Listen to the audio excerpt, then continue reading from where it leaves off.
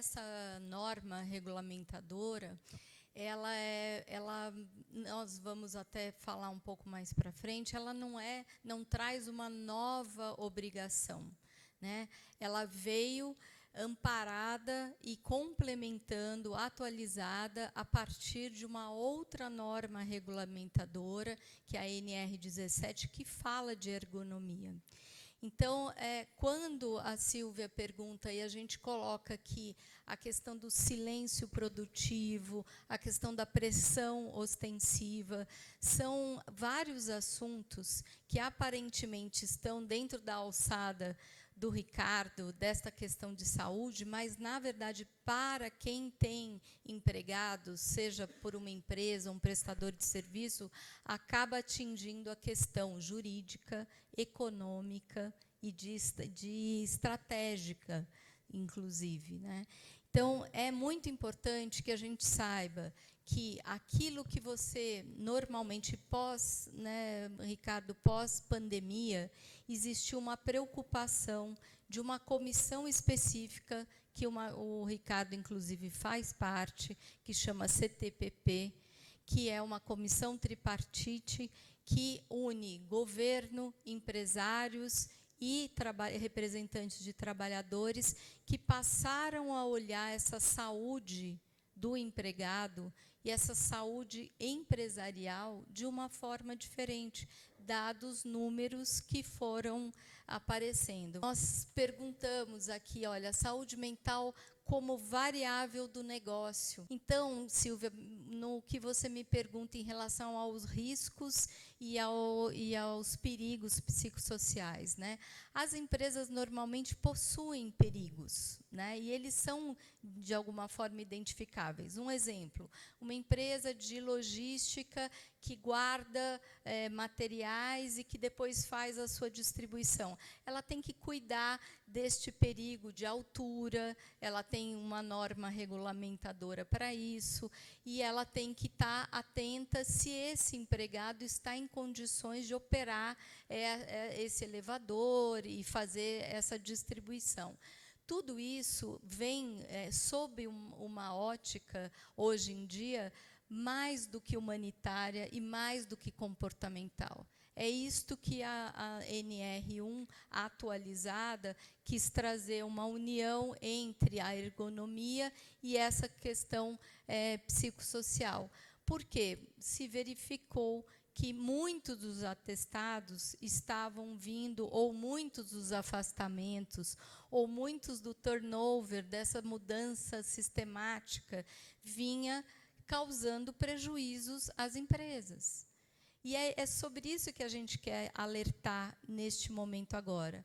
Nem eu, nem o Ricardo temos nenhuma pretensão de fazer defesas aqui em relação ao Ministério, ou em relação à fiscalização, ou em relação ao Ministério Público, porque eles trazem aquilo que eles encontram de concreto, né? Seja através de uma denúncia, seja através de uma fiscalização.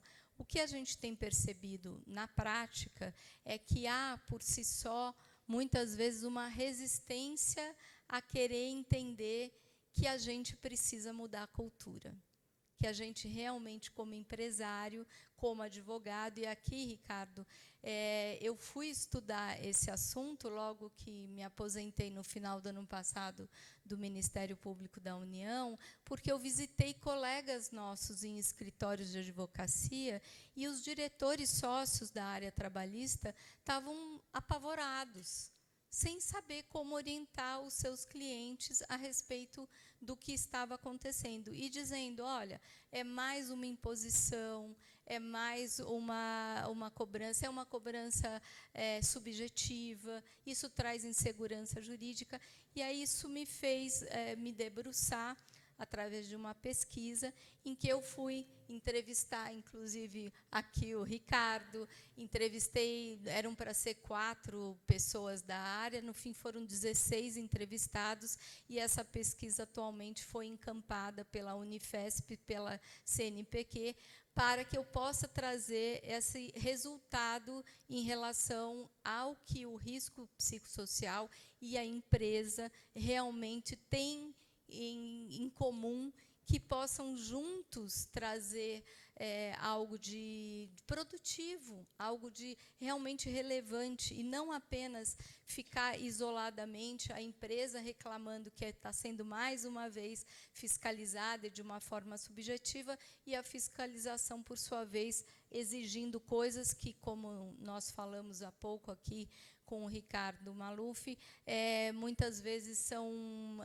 autuações não, digamos, não muito aprofundadas, e isso gera impacto financeiro nas empresas. Quando a gente fala dessa variável do negócio, é porque a margem do negócio, da gestão, pode estar causando impacto, seja pelo retrabalho, seja pelas questões operacionais que não estão trazendo resultados positivos, essa mitigação do risco, que muitas vezes os passivos trabalhistas podem estar impactando, e é isso que a gente quer trazer aqui para vocês. Uma das perguntas que na nossa preparação a gente colocou: o que eu pergunto para o meu contador?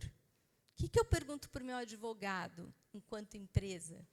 O que ele tem que saber em relação a essa NR1?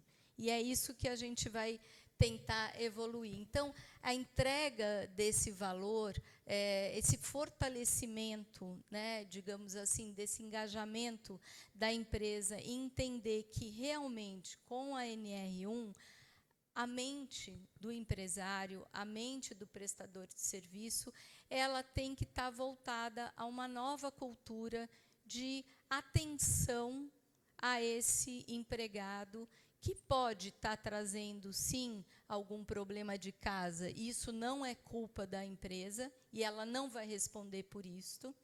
Ou pode, sim, estar gerando um problema de metas excessivas, de jornadas excessivas, de humilhação, de assédio, que podem estar impactando no trabalho.